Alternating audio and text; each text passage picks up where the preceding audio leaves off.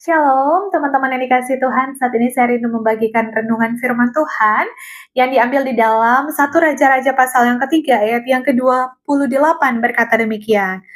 Mendengar keputusan yang diberikan raja, seluruh orang Israel pun menyegani raja sebab mereka melihat bahwa hikmat Allah ada dalam hatinya untuk melakukan keadilan. Nah, kita tahu sendiri cerita tentang ini, cerita tentang dua perempuan yang datang menghadap raja dengan alasan bahwa yang satu berkata bahwa itu anaknya, dan kita tahu sendiri ceritanya.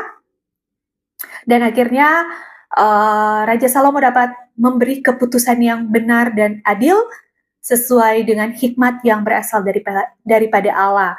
Dan sini saya ingin garis bawahi tentang bahwa hikmat Allah ada dalam hatinya untuk melakukan keadilan. Nah, hikmat Allah itu ternyata ada di dalam hati kita.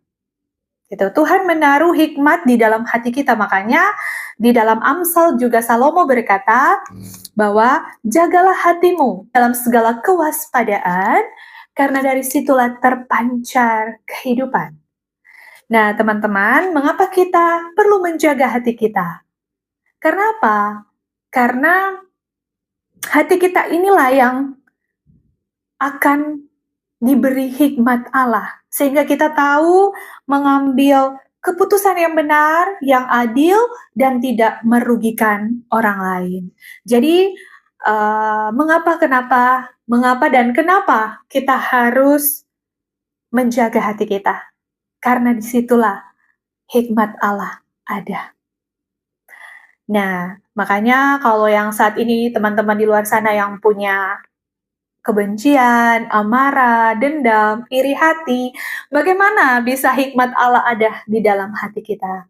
Tidak bisa. Makanya kadang kita mungkin salah mengambil keputusan, gagal dalam segala perencanaan. Karena apa? Karena ada kedengkian, iri hati, dan kebencian di dalam hati kita. Makanya bereskan hati kita bersih dan murni di hadapan Tuhan, karena firman Tuhan itu murni.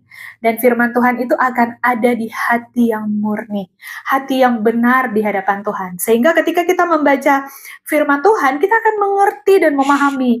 Dulu saya waktu membaca firman Tuhan, saya masih tidak mengerti apa maksud dari firman ini, tapi saya taat dan terus membaca. Dan ketika Tuhan memproses hidup saya dan membersihkan hati saya dari amarah, mungkin dari kebencian, dari mungkin iri hati atau apapun itu, kepahitan, maka ketika saya membaca firman, firman itu seperti saya dapat pewahyuan dan rema-rema dari Tuhan yang dapat menguatkan hidup saya, apalagi ketika saya dalam menghadapi pergumulan. Jadi teman-teman di luar sana, jika mau hikmat Allah itu ada di dalam hati kita, maka harus kita pemberesan hati, pemulihan hati, agar hikmat Allah itu ada. Ketika kita baca firman, Roh Kuduslah yang akan membantu kita untuk membuat kita mengerti tentang kebenaran dan memampukan kita untuk melakukannya.